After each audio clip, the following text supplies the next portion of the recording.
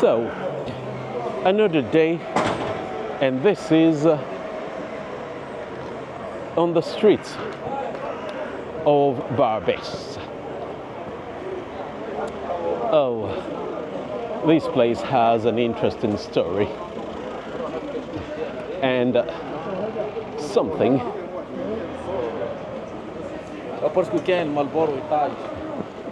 you notice here is that there is a heavy presence of North African migrants or French North African, if that's even a thing, but anyway. And the reason for this is there's always a story behind it. Fruit and kebab and all these other delicious food that the French people like to eat. Did you know that once upon a time, once upon a time it was said that couscous from North Africa was one of the best national dish in France. I know. And you're thinking, France, with a country of a lot of that's reputed, that's I can't even pronounce the word, that has a reputation for having the best cuisine in the world, you know, French cuisine, Michelin stars, and all these other things. Barbershop. Okay. So, and you're thinking, if that's the case, how come couscous even made it to the top 10? Well, for a simple reason. A lot of things people don't know is that, oh, let me show you something here. Even if this area is dominated by North African, there is also a good presence of sub-Saharan African influence here, like this barber shop. All right. And okay, you have boulangerie. Okay, that's if boulangerie ever goes out of, if you want people to protest, just start selling baguette for some unreasonable price, and then everyone will be on the streets calling for your head.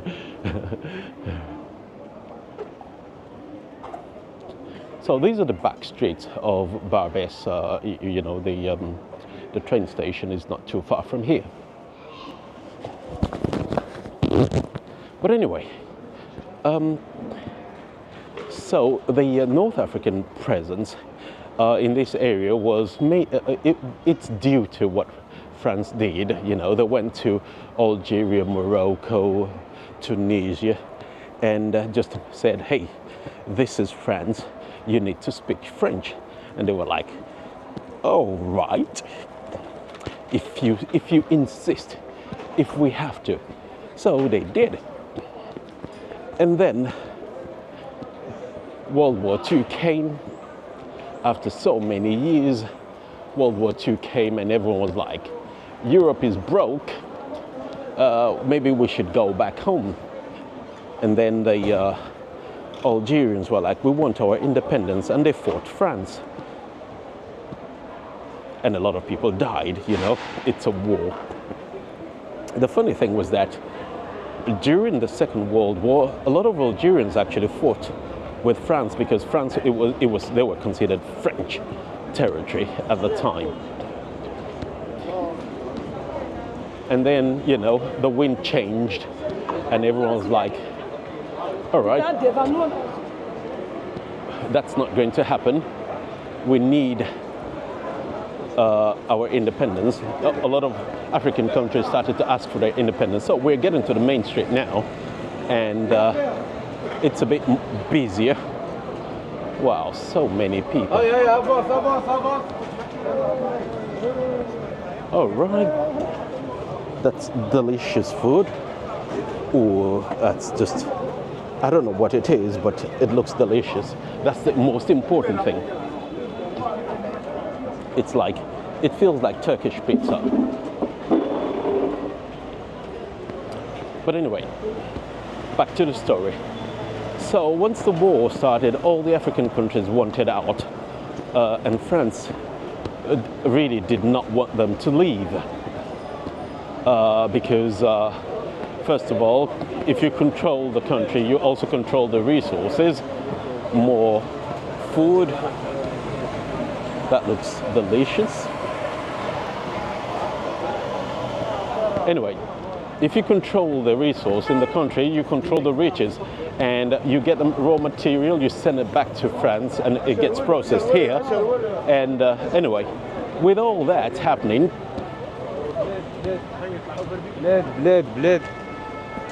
all right, someone's saying bled. That's selling cigarettes unit.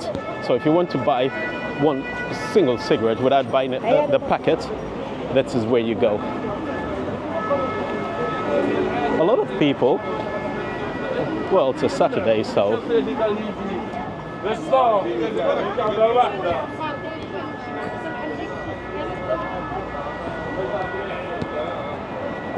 all right. So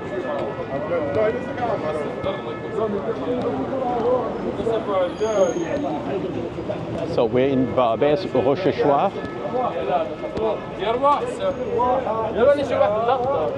So anyway, with all that, and the France leaving, and then saying, okay, if we're going to leave, we'll leave a poison pill. So most of what they did was set up institutions with the French companies and all that, making sure that whatever happens, there'll still be a lot of French influence in the former North African and South and Sub-Saharan African colonies.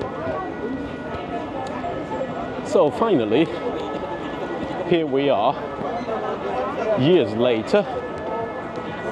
A lot of the people who fought for France were persecuted, just similar to what happens to some of the Afghan translators who worked with the Americans, and then they were considered traitors.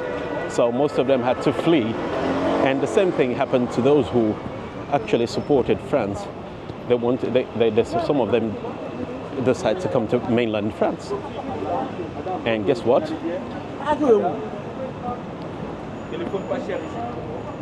Someone selling cheap telephones, maybe Chinese knockoffs. Anyway, so with that, now you have the consequence of years and years of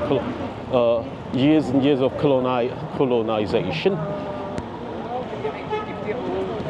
But then, when most of the people came to France, they were not really welcomed, partly because at the time, just after the war, a lot of the people were also suffering. A lot of French people were suffering as a consequence of the war, the rebuild effort. So there was a lot of industrialization and a lot of jobs and mining and energy and anyway. With all that, they couldn't. A lot of people were competing for jobs, and basically racism and all these other things you could think of happened. And even, for example, if you were a doctor in Algeria and you come here, they'll say your degree is not good enough, even if you graduated from an institution that's based on French education system. And that is the sort of protectionism that actually happens. And that used to happen between European countries as well, until they unified it under the Erasmus program, where now most education system in Europe and the credits you get are the same. But anyway, this brings us to Barbes Rochechouart.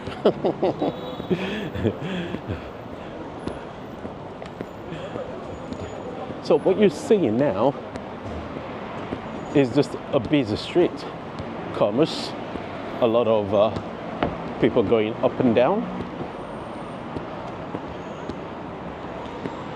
And the funny thing is, a lot of people actually think this place is worse than it actually is. I'm not saying it is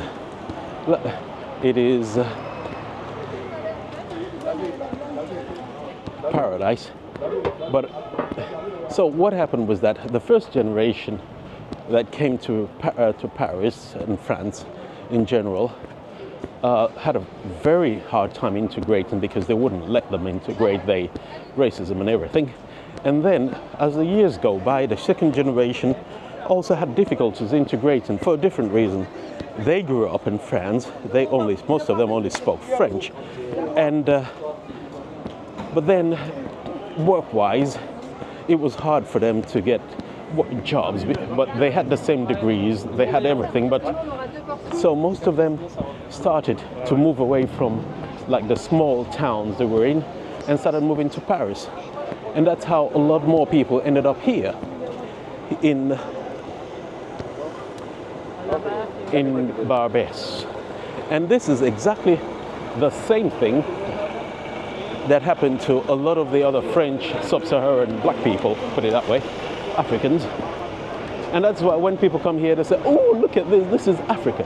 Okay, it probably is a bit of Africa though. Look at what's written there. Oui, Afrique. African Bangladesh poulet braisé. So it's just like a mixture of Asian and African traditions.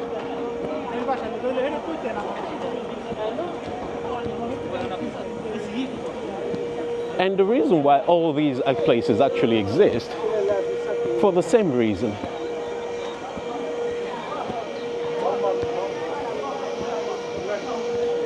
They wouldn't let them integrate. And then they accuse them of refusing to integrate once they've created their own community and they've seen a bit of success. So that's almost like gaslighting at its best. Now,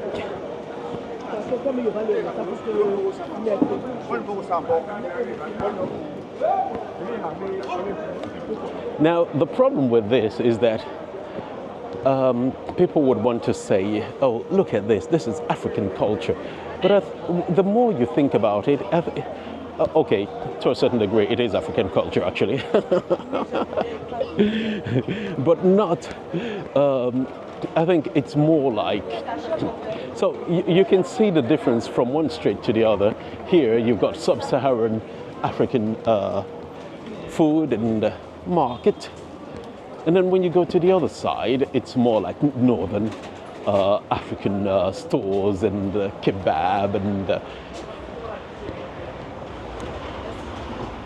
so every time you see that is now that most of these stores are owned by, immigrants. And some people don't like that. And then they give the impression, oh, they're taking over everything. Look at this. But then when you think about it, the only reason why they started setting up their own businesses was because they couldn't get jobs or they couldn't survive. And there was a lot of discrimination. So they had to.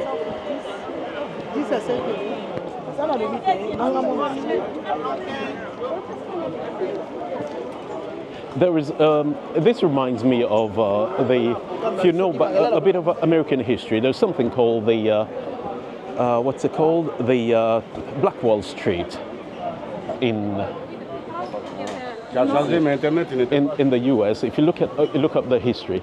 But just a summary of the history is that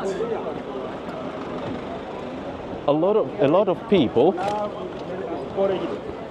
a lot of black people came to a lot of black people, because of segregation and everything, decided to set up their own businesses, and they did, and it became very successful in the US.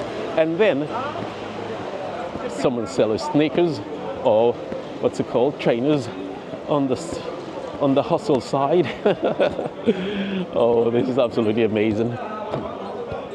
I always find it fascinating how humans just tend to just evolve and adapt to their surroundings. Anyway, Black Wall Street was very successful until racist people came and burned it all down. So you have that also going.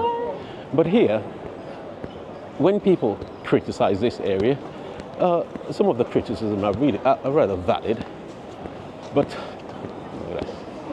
yeah, but I think one of the problems is this: that they say, "Oh, it's dirty."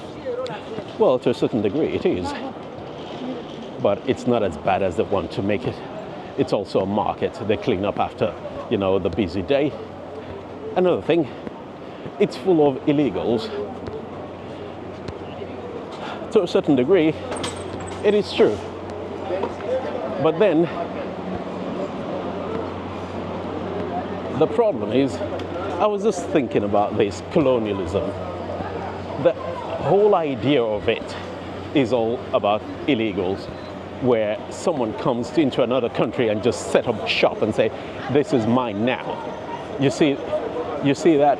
So the criticism you could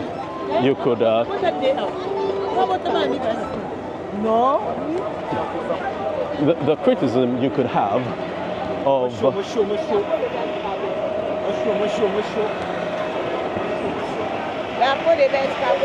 this is my first time here. It's absolutely amazing, the amount of businesses and economy, how big this is, with thousands of people coming here over the weekend and buying and selling. It's very informal, and at the same time formal.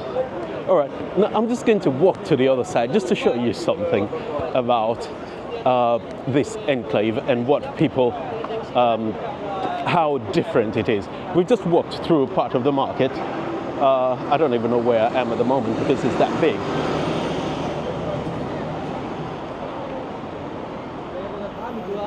But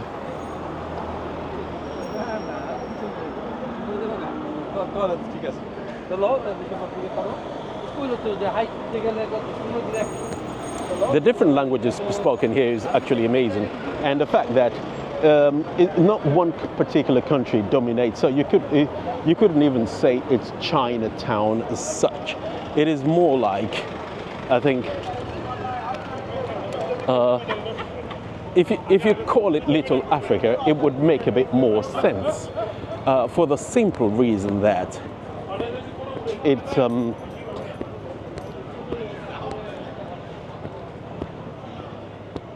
look at how you see that how quiet it is just as you cross the road onto another street. And so one of the other reasons why this area might feel, like, oh, you have an African takeover, was that this area of Barbès has always been, a transit area. A lot of things moving on. A lot of, I just saw an apartment there going for 300,000 euros. Why do they have bread lying on the street? Anyway. So, and the reason why this area, I would think, is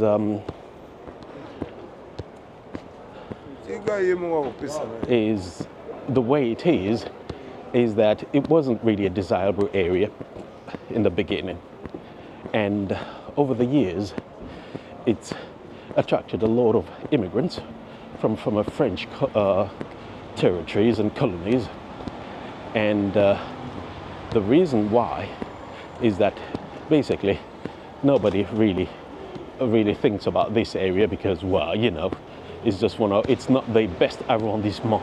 It's not one of the fancy ones. It's always been, just on the margins of society where all the, it's just like a working class community.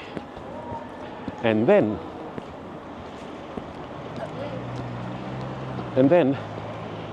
it was cheaper for people to come here. It's called Communal de Garçons. That's bizarre. That's an old school says a boys' school. That was where I found first. All right. So,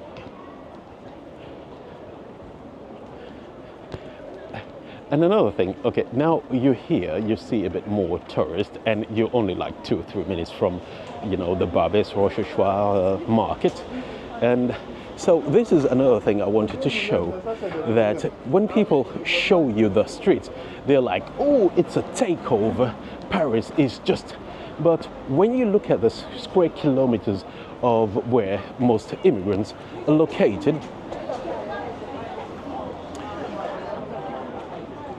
you notice that it is just really small part of Paris itself. By the way, if you're wondering when I say Paris, there are 2 types. You've got the Paris center where Barbès is, and which is part of where a lot of immigrants would move to. But if you go to the other side of Paris, it's just like really bourgeois, you know, upper class, minted people. But here, it attracted all these people because, well, it was cheaper. And they had less discrimination here because it was working class. And they could afford it. So they started to buy shops and set up shops and, you know, import things. And they were able to make it work.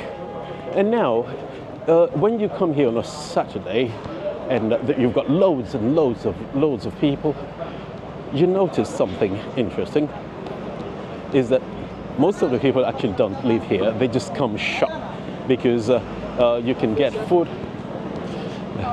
You get a lot of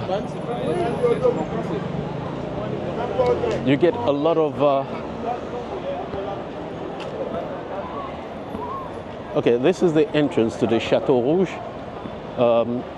It's very close actually to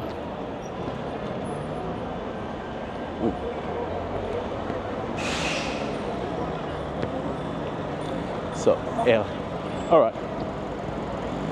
So you get a lot of people finally ending up here, and it's not because they want to.